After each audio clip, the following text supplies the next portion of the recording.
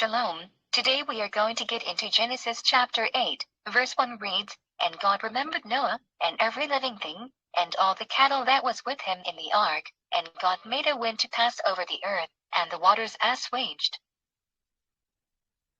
So it says here that the Most High remembered Noah, his family, and the animals in the boat, so he sent a wind to make the waters decrease. Genesis chapter 8 and verse 2 reads, The fountains also of the deep and the windows of heaven were stopped, and the rain from heaven was restrained. So here we see that the Most High stopped the rain from heaven. Genesis chapter 8 and verse 3 reads, And the waters returned from off the earth continually, and after the end of the 150 days the waters were abated. So this is saying that the waters receded consistently up until 150 days, which is equal to 5 months, then the waters subsided. Genesis chapter 8 and verse 4 reads, And the ark rested in the 7th month, on the 17th day of the month, upon the mountains of Ararat. So it says that on September 17th the boat rested upon a mountain called Ararat, which is in the Middle East. Genesis chapter 8 and verse 5 reads, And the waters decreased continually until the 10th month. In the 10th month, on the first day of the month, were the tops of the mountains seen. So here it says that the waters decreased consistently until December 1st. Then were they able to see the tops of the mountains. Genesis chapter 8 and verse 6 reads, And it came to pass at the end of 40 days, that Noah opened the window of the ark which he had made. So this is saying that after roughly a month and 10 days, Noah opened the window of the boat. Genesis chapter 8 and verse 7 reads, And he sent forth a raven, which went forth to and fro, until the waters were dried up from off the earth. So this is saying that Noah sent out a type of bird called a raven, that made trips back and forth, until the waters were dried up from the earth. Genesis chapter 8 and verse 8 reads, Also he sent forth a dove from him, to see if the waters were abated from off the face of the ground.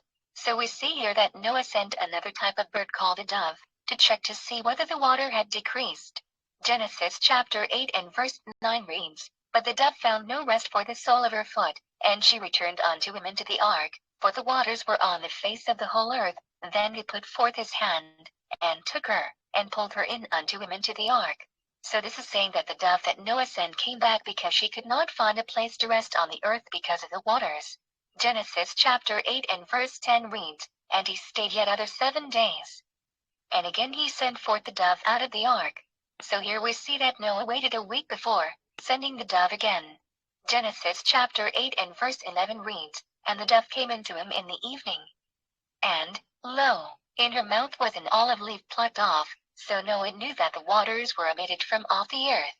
So it says that when the dove came back with an olive leaf in the evening, Noah knew that the waters were diminished from off the earth. Genesis chapter 8 and verse 12 reads, And he stayed yet other 7 days, and sent forth the dove, which returned not again unto him any more. So it says that Noah waited until a week again, then sent the dove, but it did not return. Genesis chapter 8 and verse 13 reads, And it came to pass in the 601st year, in the 1st month, the 1st day of the month, the waters were dried up from off the earth, and Noah removed the covering of the ark, and looked, and, behold, the face of the ground was dry. So this is saying that on the 601st year on March the 1st the waters were dried up, and Noah saw it, when he removed the covering of the boat. Genesis chapter 8 and verse 14 reads, And in the 2nd month, on the 27th day of the month, was the earth dried. So here we see that on April the 27th the earth was dried up. Genesis chapter 8 and verses 15 to 16 reads, And God spake unto Noah, saying, Go forth of the ark, thou, and thy wife, and thy sons, and thy sons' wives with thee. So here the Most High is telling Noah to go out of the boat with his family. Genesis chapter 8 and verse 17 reads, Bring forth with thee every living thing that is with thee, of all flesh, both of fowl, and of cattle, and of every creeping thing that creepeth upon the earth, that they may breed abundantly in the earth, and be fruitful, and multiply upon the earth. So the Most High continues by saying that Noah should bring all the animals out of the ark as well, so that they reproduce, and bring forth much offspring to fill the earth.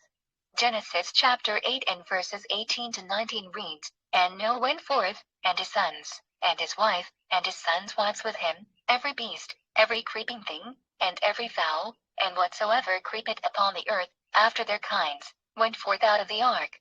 So we see here that all, including Noah, his family, and the animals, went out of the ark. Genesis chapter 8 and verses 20 reads, And Noah builded an altar unto the Lord, and took of every clean beast, and of every clean fowl, and offered burnt offerings on the altar. What is an altar? An altar is something that is built to put a type of sacrifice on it. It is usually made of wood, stone, and or a combination of gold, brass, or earth. You can see this information throughout the Bible in places such as Exodus chapter 27 and verse 1, Exodus chapter 20 and verse 24, Deuteronomy chapter 27 and verse 5 to 6. You can also see how an altar is made in 1 Kings chapter 18 and verses 32 to 39. What is a burnt offering? A burnt offering is a sacrifice of usually an animal. You can find this in Leviticus chapter 1 and verse 3, which reads, If his offering be a burnt sacrifice of the herd, let him offer a male without blemish. He shall offer it of his own voluntary, will at the door of the tabernacle of the congregation before the Lord. See also verses 9 and 10. Genesis chapter 8 and verse 21 reads, And the Lord smelled a sweet savor. And the Lord said in his heart, I will not again curse the ground any more for man's sake. For the imagination of man's heart is evil from his youth. Neither will I again smite any more everything living, as I had done. So here we see that the Most High smelled the smell of the burnt offering and promised that he would not curse the ground again or kill all the living because of man, stating that all men are evil from birth. Genesis chapter 8 and verse 22 reads, While the earth remaineth, seed time and harvest, and cold and heat, and summer and winter, and day and night shall not cease. So here we see, the Most High is proclaiming that all the signs and seasons will continue as he created them. Day, night, spring, summer, fall, and winter shall not stop. What is seed time? Seed time refers to the time when one tills or plows the ground to plant. You can find these examples in scriptures like Genesis chapter 45 and verse 6 and Exodus chapter 34 in verse 21, and is also referred to as earing time.